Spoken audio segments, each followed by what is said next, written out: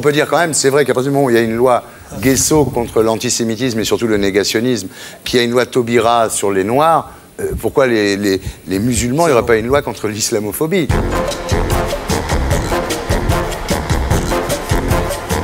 Max Gallo, bonsoir. Alors, vous savez que Anne Dao-Traxel est la troisième fille de Jacques Chirac, notre président de la République, voilà. Et Valérie Domin a essayé de faire un livre au sujet de Cécilia Sarkozy. Le livre qui ne devait pas paraître, c'est toujours un peu le même, enfin pas le même, mais c'est le même sujet, si je comprends bien. C'est le même sujet, oui. Le même sujet. Voilà, c'est ça. Comme suivi. je vis dans mes livres à moi, il faut que je me mette au courant. C'est-à-dire que vous publiez tellement, vous, la dernière fois, il n'y a pas longtemps, c'était pour Spartacus. Il n'y a pas longtemps, c'est un reproche, Thierry? Ah, pas du tout, non, non, au contraire, moi je suis ravi quand vous êtes là, Max, vraiment. Je vous le dis, moi aussi d'ailleurs. Ravi de vous avoir. Alors cette fois, c'est pour un livre qui s'appelle Fier d'être français, chez Fayard, mais aussi pour un papier que vous avez publié mercredi dernier dans le Figaro. Et pour réagir sur cet article, j'appelle Jamel Bourras.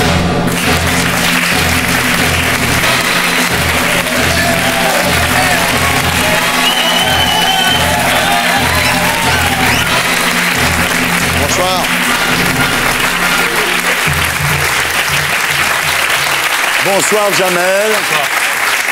Alors, ce papier s'appelle « Islam, ne rien abandonner à la politique de l'apaisement ». Alors, vous utilisez ce mot « apaisement » pendant tout l'article, et puis à la fin, on apprend que ce mot était employé au moment de la capitulation de Munich par les diplomates. Devant la menace de Hitler, on disait « c'est pas possible, on peut pas aller à la guerre, on va donc pratiquer une politique d'apaisement ». Et Munich a été, en septembre 1938, le grand moment où on a abandonné d'ailleurs les Tchèques, on les a livrés d'une certaine manière, et on a dit, on a réussi la politique d'apaisement, et Chamberlain, qui était l'Anglais, le grand ministre des Affaires étrangères, a dit, c'est la paix pour notre temps. Et Churchill, qui était dans l'opposition, a dit « Ils croient avoir la paix, ils ont perdu l'honneur, ils auront le déshonneur et ils auront la guerre. » Donc, même si la situation n'est pas la même, je sens, et c'est un peu pourquoi j'ai écrit ce livre aussi fier d'être français, je sens chez nous, en France, en Europe, le refus de voir un certain nombre de réalités. Et on entend parler, d'ailleurs, le mot d'apaisement, qui est un beau mot, le mot d'apaisement. Moi, je suis tout à fait un type apaisé et je suis pour la paix. Mais le mot d'apaisement, dans mon esprit et dans l'histoire, il veut dire en fait capitulation. Il veut dire ça. Et il veut dire capitulation, et je crois qu'il ne faut jamais capituler quand on est sûr de ses valeurs, et ça vaut pour tout le monde. Et je crois en même temps qu'il ne faut pas avoir ce qu'on appelle la politique de l'autruche, c'est-à-dire se mettre la tête dans le sable. Donc voilà le sens de cet article. Mais en même temps, et je le dis à Jamel Bourras, en même temps je suis fier d'être français parce qu'il est français et qu'il a emporté sur les tapis un certain nombre de médailles qui nous ont tous fait plaisir. Merci. Vous pensez quand même qu'aujourd'hui, face à l'islamisme, voire à l'islam, il y a le même danger qu'il y avait face à Hitler à l'époque? Non, il faut... Écoutez, si on parle de Ben Laden, des terroristes, de Madrid et de Londres, de ceux qui égorgent des gens, de ceux qui essaient précisément de choisir la violence et de tirer du Coran et du prophète la leçon de la guerre et de la violence, ceux-là qui, à mon avis, sont une minorité, si c'est ça, oui, c'est aussi dangereux que le nazisme. Je ne confonds évidemment pas l'islam, les musulmans, avec ce que je crois une minorité, et c'est ça qui me révolte, si vous voulez, parce que en Europe, où il y a une forte population musulmane, en France, c'est la deuxième religion, il y a 5 millions de musulmans, dit-on, puisqu'on n'a pas de statistiques précises, il y a la chance de voir naître un espace de paix dans lequel nous pourrions nous rencontrer sur la base de ce qui est la tradition française, qui est celle de la laïcité. Même si elle est imparfaite, même s'il y a de l'inégalité, même s'il y a du racisme, en fait, vous le savez, et vous le savez bien, je l'ai déjà dit, moi je suis fils d'Italien. Ouais. J'ai été porte-parole du gouvernement alors que ma mère était italienne et mon père était né en France mais était fils d'Italien, on parlait l'italien chez moi. Donc moi je crois beaucoup et je pense à vous madame, je trouve que, et à Jamel Bourras, je trouve qu'une des caractéristiques de la France, fière d'être français, c'est parce que nous sommes depuis l'origine, avant même qu'il y ait une France, parce que nous sommes au bout de l'Europe, les peuples se croisent dans ce pays. C'est donc une terre où peut se jouer actuellement dans ce 21e siècle, où peut se jouer vraiment une entente. Mais il ne faut pas capituler devant les gens qui nous manipulent, et qui manipulent tout le monde. Vous dites en tous les cas, Max Gallo, que derrière ces affaires de caricature de Mahomet, c'est notre rapport au monde islamique qui est soulevé, et vous dites qu'il y a bien un choc de civilisation. Oui, je crois. Évidemment, je ne suis pas partisan d'un choc, mais c'est là où je disais, n'ayons pas la politique de l'autruche. Écoutez, j'ai regardé la télévision, France 2 d'ailleurs, où était interviewé dans une mosquée de la région parisienne, un homme très émouvant, je pense que c'était un Sénégalais d'ailleurs, et qui disait, avec beaucoup d'émotion et de sincérité, il disait, et il l'a répété 2 fois en se tapant le poing sur la poitrine, « Moi, je préfère voir mourir mon père que de voir caricaturer le prophète. » Alors, moi, je suis très ému, je suis croyant aussi, je suis ému par ça. Et en même temps, je sais que nous avons désormais, nous, un autre rapport au sacré. Nous avons un autre rapport. Nous avons vu, par exemple, sur une affiche de film, nous avons vu la croix, ce film s'appelait Amen. Costa Gavras. Nous avons vu la croix transformée en croix gammée. Absolument. Ça voulait dire, donc, tous ceux qui ont la croix pour emblème auraient pu se sentir concernés en disant comment on nous accuse de nazis. Au sujet de l'attitude de Pie XII pendant la Deuxième Guerre mondiale. Voilà, exactement. Si vous voulez, mais nous avons pris l'habitude, bonne ou mauvaise, c'est un autre débat. Mais nous avons pensé, parce que nous avons eu une histoire sanglante, nous avons eu des guerres de religion, nous avons coupé des têtes, nous avons massacré, nous avons chassé les protestants, nous avons persécuté les juifs, nous les avons livrés à certains moments donnés. Nous savons qu'il n'y a rien de pire que l'intégrisme et qu'il n'y a rien de pire que les conflits de religion. Donc nous avons construit ce que j'appelle un espace laïque dans lequel il peut y avoir Charlie Hebdo qui publie des caricatures, mais en même temps, on n'est pas content, on tourne la tête. Je vois cette affiche de Costa Gavras, où je vois une femme à la place du Christ, je crois que c'était Nathalie Reims dans une... Oui, il y a eu aussi la scène pour Girbeau, il y a eu aussi le pape qui prenait de la coke. Si je suis très choqué, qu'est-ce que je fais? Je saisis les tribunaux. Je suis habitué à considérer ma foi comme une affaire privée, d'une certaine manière.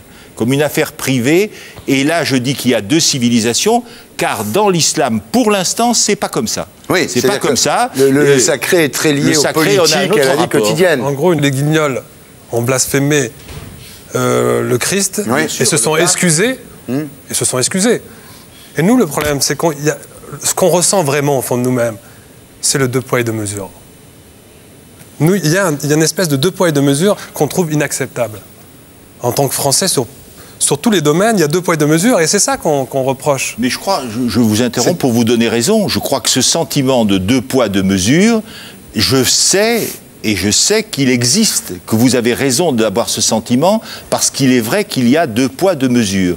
Mais je pense que là, il faut que nous y mettions chacun de notre bonne volonté, je veux dire. Par exemple, quand je vois que Voltaire, grand écrivain français qui a dénoncé le christianisme, le catholicisme, qui a été 2 fois à la Bastille, qui appelait d'ailleurs, qui avait sa formule, il disait « écrasons l'infâme ». L'infâme, c'était la religion catholique. Il avait tellement peur d'être poursuivi qu'il s'est installé à la frontière de la Suisse et de la France. Voltaire a écrit une pièce en 1741 qui s'appelle « Le fanatisme ou Mahomet le prophète », 1741.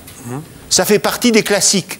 Quand j'apprends que dans tel village du Jura, enfin de l'Ain, du pays de Gex, il y a des associations musulmanes de Français, je veux dire, qui sont venus dire on ne veut pas que cette représentation se produise. On ne veut pas parce que on nous manque de respect. Mais peut-être ressent-il cela. Mais moi, je ne veux pas que ce qui a contribué à faire mon pays, le vôtre, notre pays, qui a lui donné cet espace de laïcité, je ne veux pas qu'on y renonce. Ce que vous voulez dire en gros, Max Gallo, c'est que finalement, nous, on a appris à faire la part des choses entre ce qui était privé et ce qui était public. Et finalement, ce que vous dites aujourd'hui, c'est que les musulmans ne sauraient pas le faire. Le rapport au sacré n'est pas le même. Voilà. Il n'est pas le même. Nous vivons dans un monde qu'on peut critiquer, qui est le monde de la dérision. Vous le savez bien, dans les médias, je dirais, le monde de la dérision, on se moque de tout. On se moque du pape agonisant, on dit que l'autre c'est Panzerpope, le nouveau Benoît XVI, etc. On se moque. On vit dans le monde de la dérision et de la marchandise. Le sacré, il est expulsé. C'est une affaire privée. Thierry, toi, on a déjà fait une émission où tu me disais que tu étais choqué quand ils avaient insulté le pape. Oui. Mais moi aussi. Je suis choqué. Mais si tu veux, c'est pas pour ça que je vais brûler une ambassade. Tu comprends ce que je veux dire? C'est le pape. J'ai trouvé scandaleux que parce que Benoît XVI, qui était en effet, il avait 14 ou 15 ans, et il était dans les jeunesses militarisées du nazisme, on a dit, ce pape allemand, on l'a représenté comme un pape nazi. Parce qu'il était, ce qui est totalement scandaleux et ridicule. Vous êtes choqué, mais vous laissez faire. Je suis choqué, et en même temps, le fait que ça se fasse me satisfait. Parce que ça veut dire que nous avons, qu'on est libre. Peu à peu, nous avons mis la religion dans la sphère privée. Je vous pose une question, à quoi ça sert tout ça? La personne qui fait la caricature, à quoi ça sert? Dans quelle objectivité? Pourquoi on fait ça? Moi, c'est une question que je pose. Pourquoi? Écoutez, moi, à qui sert ce ces caricatures, je les trouve nulles. Ce qui m'intéresse, là, dans l'histoire des caricatures, un journal danois, à la fin septembre, fait des caricatures. 6 mois de ça, oui. Ça, c'est la responsabilité du journal danois. Pourquoi ont-ils fait ça? La politique du Danemark, parce qu'il y avait il y a eu ce cinéaste néerlandais qui s'appelle Theo van Gogh, qui a fait un film et qui a été égorgé par un néerlandais musulman et qui l'a égorgé. Et il y a eu dans tous les pays scandinaves, ça a eu énormément de d'écho, cet assassinat, dans les pays dans la zone des pays scandinaves et en Hollande. Et les Danois, semble-t-il, enfin ceux qui étaient à la tête de ce journal, ont eu le sentiment que la peur faisait naître une autocensure. Que ça ait profondément choqué les musulmans danois, je suis tout à fait d'accord. Ce qui me choque, c'est que les imams danois, de nationalité danoise, sont partis faire une tournée en Égypte avec ces dessins et en ajoutant, et ça semble tout à fait prouvé, en ajoutant des dessins encore plus ignominieux, que je n'ai même pas à décrire. Et pourquoi, je veux dire, n'ont-ils pas mené ce combat à l'intérieur de leur pays, le Danemark, et pourquoi ont-ils été embrasés le Moyen-Orient qui a ses propres problèmes?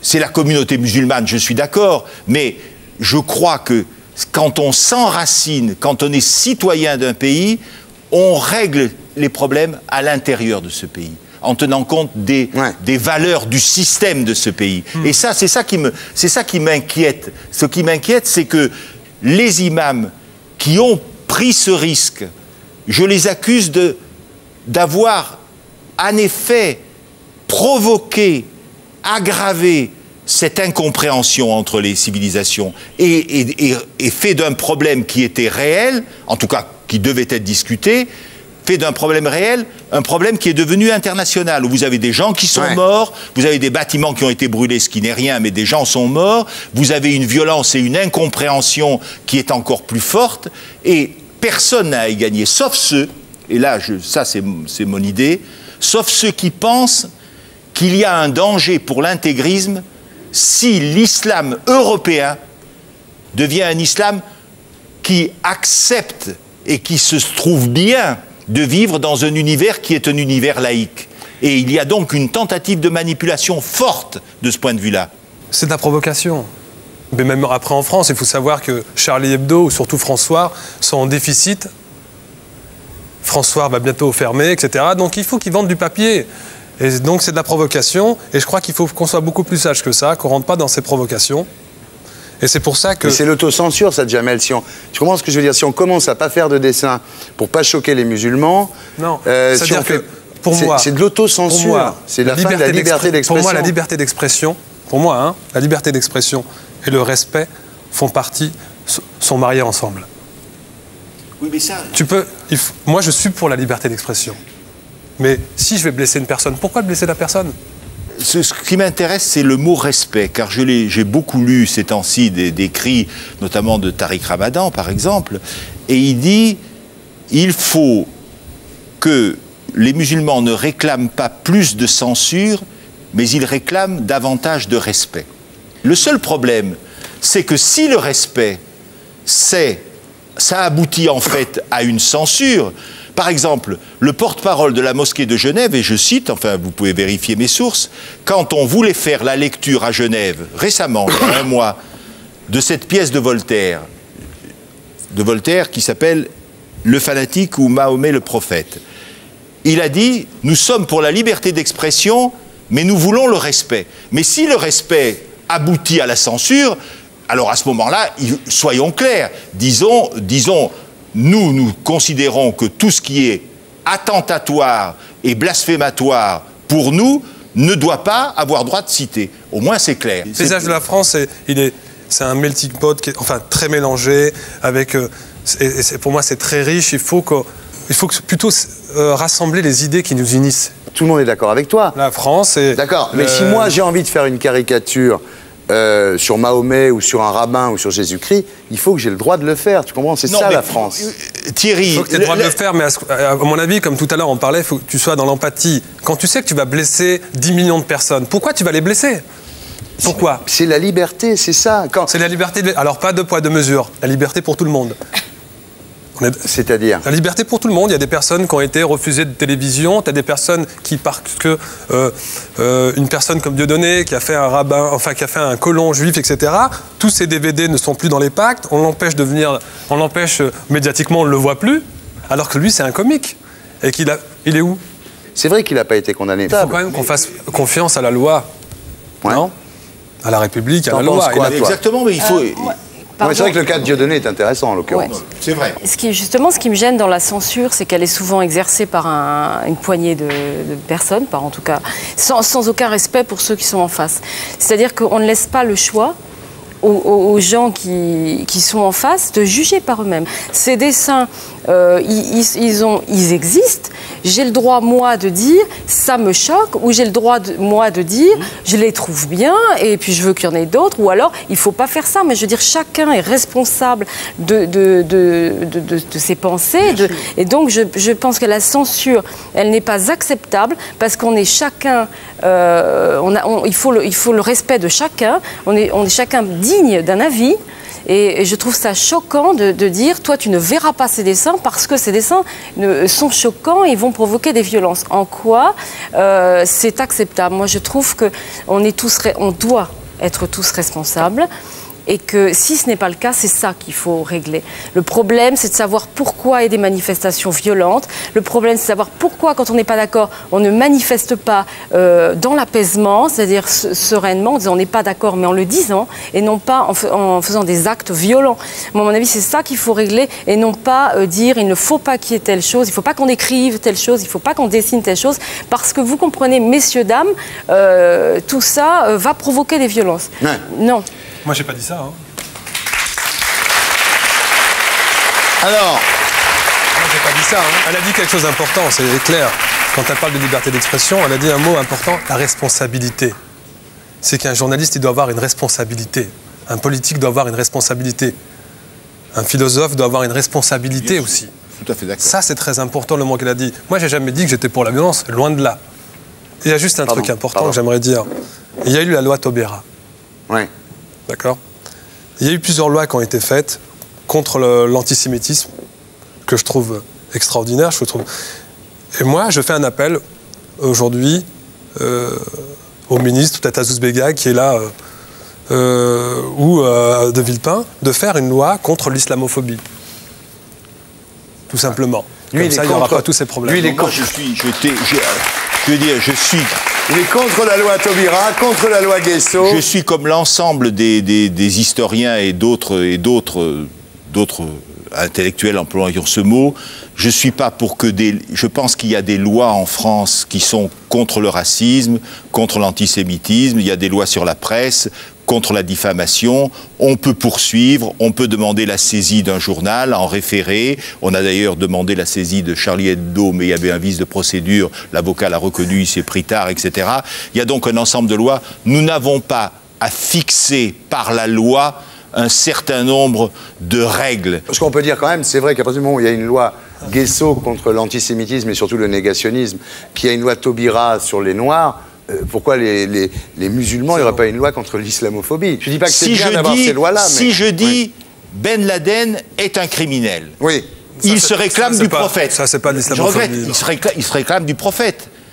Il déclare à chaque instant, ceux qui égorgent les gens disent « Nous agissons au nom du prophète ». Personne n'égorge, il n'y a rien du tout, on parle des problèmes en France. Arrêtez de nous chercher toujours les problèmes en Orient.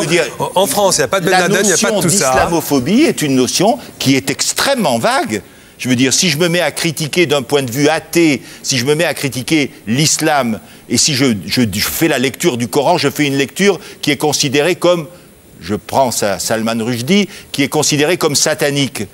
Alors je suis victime de la loi de l'islamophobie, ça veut dire que ça m'interdit d'analyser tel et tel texte considéré sacré par, en effet, 5 à 6 millions de personnes. La liberté d'expression, musulman, qu'est-ce que ça veut dire?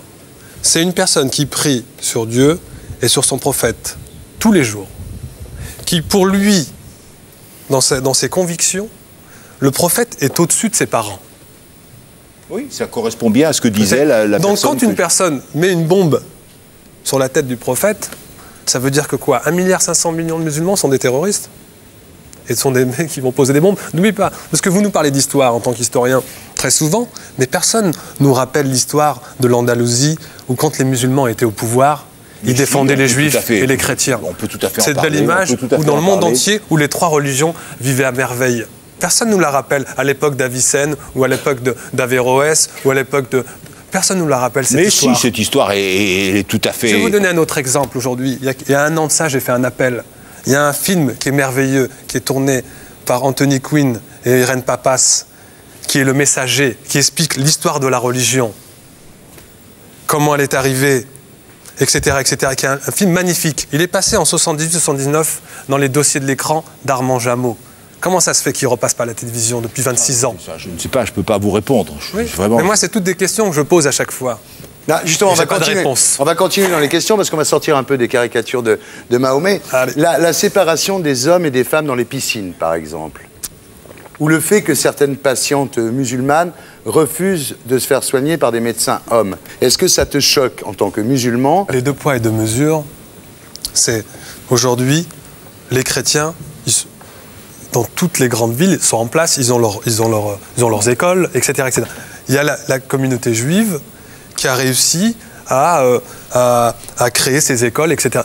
Nous, le problème, c'est que les musulmans ne sont pas organisés. Ils n'ont pas ni leurs écoles. C'est parce que si tu n'es pas d'accord avec l'école publique, tu n'as qu'à faire ton école. T'as qu'à faire ton école, comme ça, tu as ta piscine, tu as tes séparations, etc., etc. C'est à eux de s'organiser et de faire leurs écoles. Enfin, c'est la fin de l'universalisme républicain. Je sais pas oui, mais alors pourquoi on le laisse faire à d'autres et pas... Ouais. Tu vois, je veux dire, à un moment donné, moi, c'est ça. Moi, je veux une loi pour tout le monde et c'est la même pour tout le monde. C'était ça. Mais c'est ça qui m'intéresse. C'est le principe même de la République. Je ne dis pas que ça existe dans les faits. Mais notre projet, le projet français, c'est celui-là.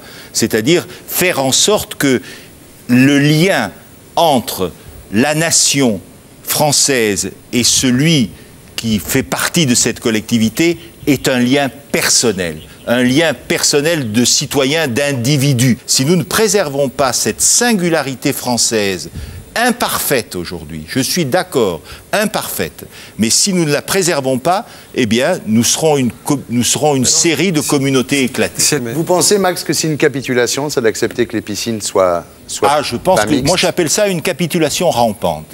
Capitulation rampante qui n'a pas besoin d'expression violente, mais il existe des groupes de pression, des gens viennent et précisément parce qu'on ne croit plus à notre système de valeurs, à ce que nous avons bâti difficilement, à ce qui n'est pas parfait, à ce moment-là, on accepte et on crée des piscines pour les femmes, bref, on va accepter que la pièce de Voltaire ne soit pas représentée, on va accepter que tel journal ne puisse pas reproduire, si ça lui chante, et même si je pense que c'est tout à fait stupide, qu'il passe telle ou telle caricature.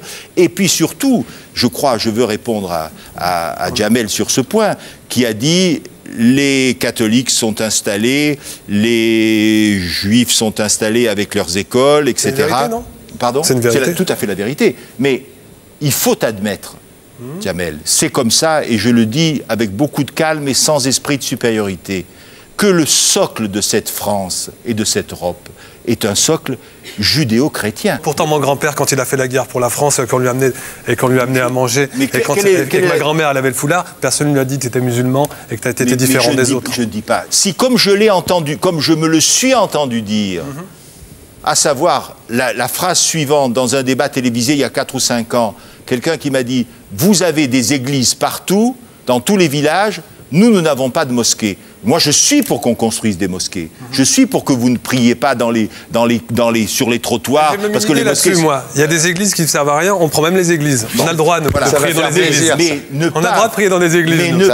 Mais ne pas admettre la réalité historique de ce pays... Je veux dire que ce pays, je regrette, a un socle judéo-chrétien, c'est comme ça, comme l'Europe. On peut le regretter, on peut dire ça va changer, dans 100 ans ce sera différent, peut-être, mais il n'empêche que c'est comme ça aujourd'hui. Voilà. Et c'est encore comme ça aujourd'hui. C'est pour ça que nous, la jeunesse, on est là pour essayer de changer les choses. Oui, mais la jeunesse, je veux dire, la jeunesse, soyons clairs. Pour faire avancer la République, peut-être dans un autre sens. Le problème de la France, c'est de faire vivre ensemble toutes les jeunesses.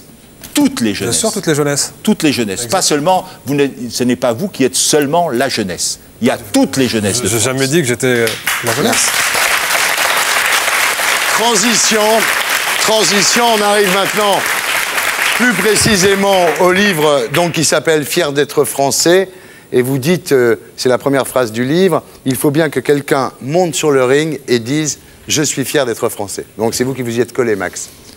Bah écoutez, oui, je me suis collé, je suis peut-être pas le mieux placé, puisque je le répète, on parlait italien chez moi il y a 50 ans ou 60 ans, donc, mais il n'empêche que je suis français et je reconnais que je suis très attaché à ce pays, qui est mon pays, j'ai participé à sa vie, et il m'a donné en même temps le moyen, par l'école de la République, moi, fils d'un milieu prolétarien, d'immigrés, il m'a donné le moyen de faire un parcours. Qu'il soit bon ou mauvais de notre débat. Mais j'ai fait un parcours. Et je n'ai pas rencontré de racisme, même si chez moi, on en a souffert. Moi, personnellement, je n'en ai pas rencontré. Et je ne pense pas que la France soit un pays raciste. Et même s'il y a des racistes en France... Plus, hein. Même si, non, je suis d'accord avec vous. Même s'il y a des racistes en France, mais nous ne sommes pas un pays raciste. Comme partout, comme dans le monde. Nous ne sommes pas un pays raciste. Les Français ne sont pas du tout islamophobes. Absolument. Ça, c'est clair. Mais il y a certains intellectuels, c'est tout, quelques politiques, mais c'est vrai.